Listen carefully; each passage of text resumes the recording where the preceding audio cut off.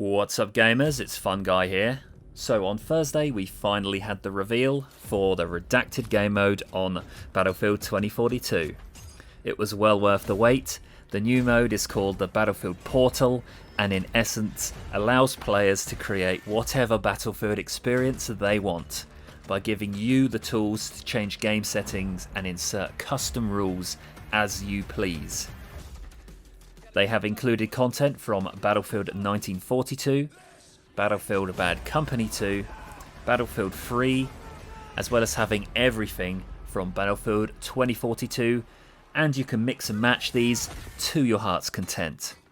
Now in the trailer, which I have got playing in the background for you guys, they have tried to give us hints to some of the possibilities that will be available to us. I personally quite liked the knives versus defibs clash, as this in itself is just so Battlefield. They also included some classic only in Battlefield activities, the C4 Jeep and flying car being memes in their own right in the Battlefield community. 6 classic Battlefield maps are included in the mode at launch. Last week I made a video detailing my top 5 that I would like to return, and thankfully at least one of those maps made it into the game. Go and check out that video via the link at the top of the screen if you wish. Now there are a lot of content packed into this new Battlefield Portal and the possibilities seem almost infinite. However, some fans were puzzled as to why some things weren't included.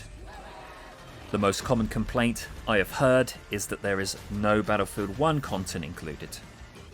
Now my guess here is that they want to hold some bits back for future DLC releases. That aside, it has been indicated that if demand is high enough, they will try and add stuff in based on demand from players and community feedback. The big takeaway here is if you want to see content added, just keep playing Portal and keep asking for what you want. Now, let's take a little look at each of the classic maps that we will get with the Battlefield Portal on the game's release date, starting with the legendary Caspian Border. Caspian Border comes from Battlefield 3, but has also appeared as a DLC map in Battlefield 4. It features one of the most iconic Levolution events ever, but that is far from all this map has to offer. This map is a full-scale war masterpiece, with room for long-range battles, as well as a multitude of crowded areas for chaotic, close-range battles. And that's not to mention the awesome aerial battles you can also have on Caspian Border.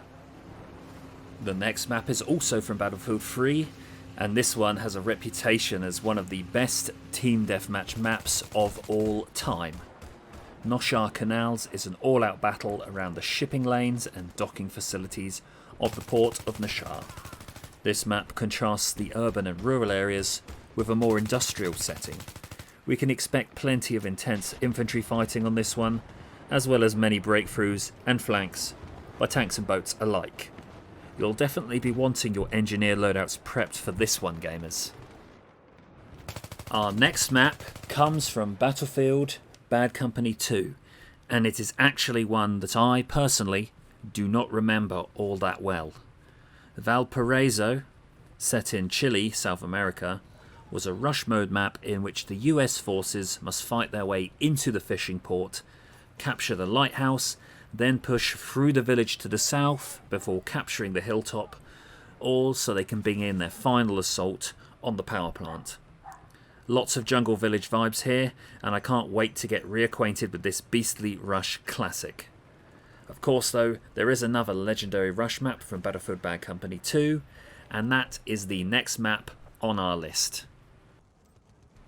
If you hadn't guessed already, the next map is Arica Harbour, my personal favourite from Bad Company 2. This one features quite heavily in the trailer, and I've already mentioned this map in my last video too. But now it's been confirmed, I'd just like to say that I can't wait to get my sniper out and score some 1000 meter headshots once more. Finally, we have 2 maps from the big granddaddy of the franchise, Battlefield 1942.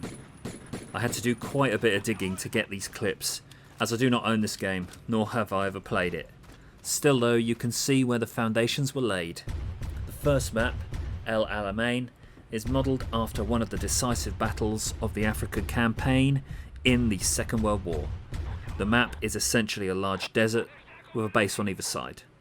A large ridgeline separates the two sides, and the teams must fight for control of the few roads that allow passage across those rocky cliffs. I could see this one being a big favourite for tankers. And the second map from Battlefield 1942 is another big tanker map, the legendary Battle of the Bulge.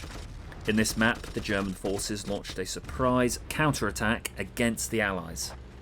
Aimed at breaking through the Allied line, it was named after the bulge it created in the Allied battle line. Set in the heavily forested area of the Ardennes, this one gives me heavy Band of Brothers vibes. Can't wait to see how both of these maps look remastered on next-gen graphics.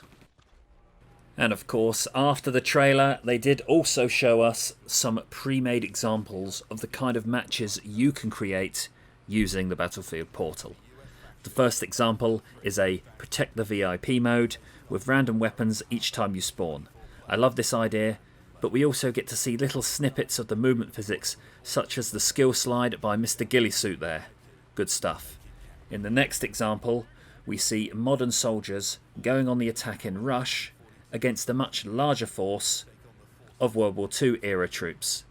This one has to be my favourite of the three examples, as it gives you that feeling of being an elite commando operating behind enemy lines.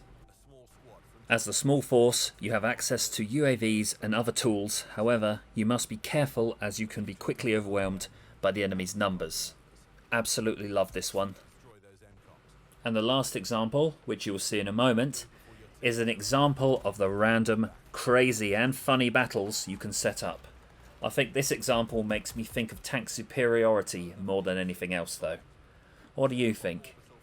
Let me know in the comments what you think of the portal, and don't forget to smash that thumbs up button as well as subscribe for more Battlefield 2042 content. I'm Fun Guy, and I'll be back next time with a support class guide for Battlefield 1. Thanks for watching.